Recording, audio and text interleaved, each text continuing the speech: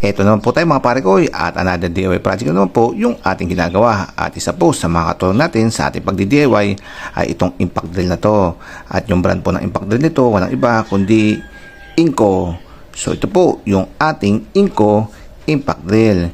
Inco, baka naman dahil ikaw naman po yung bida sa aking video. So ito nga pala yung ginagamit nating pambarena at pampihit ng screw. At ngayon naman iaalamin natin kung sulit po bang mamili at gumamit ng Inco impact drill. Siya nga pala, marami nga palang iba't ibang model ng impact drill tong Inco. At yung model ng impact drill na to ay ito po. So hindi po natin siya mabasa sa sobrang liit. Kaya gagamit po tayo ng cellphone magnifying glass. So nabasa nyo na po ba? Itong model number ng ating impact drill ay Inco CCIDLI 206681. So ito po pala inabil natin sa halagang 1,700. So unit lang po yun at may kasama lang po itong drill bit at may screw po yata. So hindi natin matandaan. Pero nung bilhin po natin to ay hindi po kasama yung kanyang baterya. So ito lang po yung ka-unit-unit lamang. Since na meron na po tayong baterya at charger ay pwede lang pong unit ang inyong bilhin. Pero kung wala po kayong baterya at charger, ayan po, isang set po ang inyong bibilhin, yung isa pong model niya. So kompleto po yan, kasama po yung dalawang baterya at charger. At yung kailangan nyo pong baterya para mapagana po to ay 20 volts battery. At syempre, Inco din po yung kanyang brand. At nakita nyo naman po, yung kanyang motor, sabi po rito ay brushless na. At ang ibig sabihin yun ay wala na po tayong iintindihin na maupod tulad po ng mga carbon brush. At ang build material nito ay yun na po, the same po sa iba nating mga ginagamit na pang heavy duty na impact drill. Siya po ay gawa in ABS plastic. So makunat po talaga at talaga naman po matibay itong pagkaka-plastic ng casing ng Inco. At yung iba niyang parts is naka-rubberize para siguradong grip na grip at hindi po dudulas sa ating kamay pag tayo po ay nagbarena. At ang kagustuhan ko lang po talaga sa Inco is maganda po yung kanyang itsura. Kitang-kita nyo naman at hindi po siya mukhang cheap. Yung tunog ng motor niya at gear niya ay pino. At dyan po natin malalaman kung medyo may quality po itong ating power tools. Dahil alam po natin si Inco, ito po ay middle class na power tools. So hindi po siya low end na mumurahin at sirain. At hindi rin po siya high end na mamahalin at talaga naman pong quality. Kaya yung presyo po nito ay nasa gitna din. Kaya medyo budget friendly pa po kahit papano. Ngayon naman po ay lumipat naman po tayo sa kanyang mode. At kung makikita nyo po sa ibabaw, mayroon po ay makikita dito na selector switch na may number 1 at number 2. So ito po ang kanyang speed. So yung number 1, ayan po yung speed niya. At number 2, ayun, mas mabilis. Ibig sabihin, yung number 1 ay low speed. At yung number 2 ay high speed. Ito namang itim na to, yung selector ng direksyon ng ating ikot. Pag nakaganyan po siya, ayan, nakalutaw po to, ay pakanan po yung kanyang ikot to. At pag nilipat naman po natin sa kabila, ayan, pakaliwa naman po yung kanyang ikot to. At pag nilagay naman po natin sa gitna ay hindi po natin siya mapipindot. Kumbaga safety po siya. At ito naman po yung selector ng kanyang torque. At ito naman po yung kanyang pamimilian. At dito nyo po siya itatapat. Kung makikita nyo, ito po yung drill. Ito po yung pambaw ng screw. At ito po yung impact drill. At ito nga po yung kanyang torque. So itatapat po natin kung nasaan po itong ating torque. For example po dito sa kanyang pambaw ng screw. Number 1, number 2, number 3, number 4, number 5, number 6, number 7, number 8, number 9 hanggang umabot po tayo ng 22.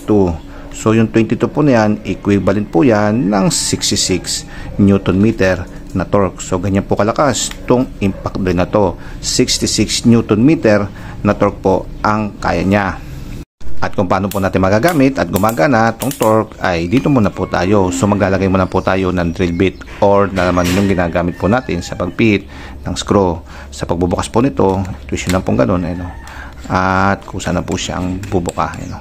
At yung kaya nga palang drill bit nito, ang sukat ay 13 mm. At ang ilalagay po natin muna ay itong pamihit ng screw. Dahil titistingin po natin yung torque itong ating impact drill. So lagay natin ganun. At sa pagigpit naman, i-twist nyo lang at makarinig po kayo ng tick. Yun, okay na po yan. So pahigpit po itong ating ikot. Sa pagpili naman ng torque nito, yung number 1 po, yung pinakamahina, at yung number 22 po, yung pinakamalakas, at equivalent po nito yung 66 Newton meter. At mamili na po kayo dito kung saan nyo po gagamitin tong impact drill na to. So sa ngayon po ay magpipit po tayo ng screw. Kaya ilalagay po natin dito yung number 1 at makikita nyo kung gaano po kalakas tong number 1. So ito po, dito po natin siya gagamitin yung number 1 na torque. Ay mga pare ko, hanggang dyan lang po yung kaya niya. Ayan, at ngayon naman po ay itataas po natin yung kanyang torque at ilalagay po natin sa yung number 8 po. Ayan, at tignan natin itong pangalawa kung hanggang saan po to babaon.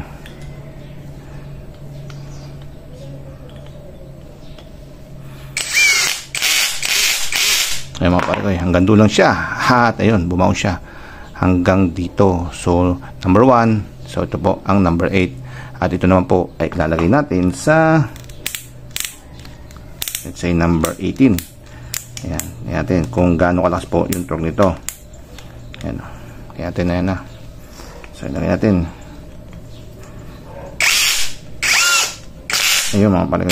So ibig sabihin, ayun, kayang-kaya po yung number 18 at naibaon po natin itong screw. So yan mga pare ko, alam niyo na po kung saan ginagamit yung torque nitong ating impact wrench. So isiselect nyo lang po siya kung saan nyo po siya gagamitin. So inulit natin yung number 1, yung pinakamahina, at number 22 po yung pinakamalakas. Kaya makakapamili po kayo kung saan po torque ang gusto nyong gamitin. Then ngayon naman po ay gamitin natin siyang pan-drill. Lagay po natin itong ating drill na maliit. Ito, pwede rin po kayo mamili rito kung saan torque po ang gusto nyo. Kung gusto nyo po na medyo mababaw lang po na baon, ayan, number 1 po tayo. Ayan, then, lagay nyo po sa drill. Drill. Kung bato po ang inyong di-drill, ay ito po yung hammer. Ito.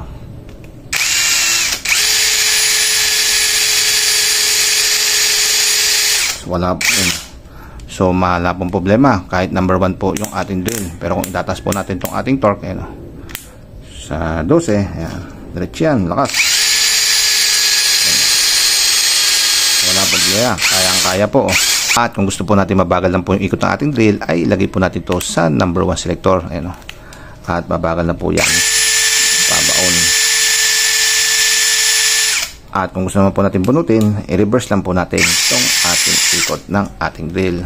At ayan po mga pare ko, yung review po natin dito sa Inco Impact Drill. Kaya kung mayroon po kayong extra budget, ay isa po sa pwede nyo pagpilian ay itong si Inco Impact Drill. So hanggang dito lang po yung ating video, at maraming salamat po sa panood, at kukontinue ko na po yung ginagawa kong DIY. Paalam mga pare ko, paalam.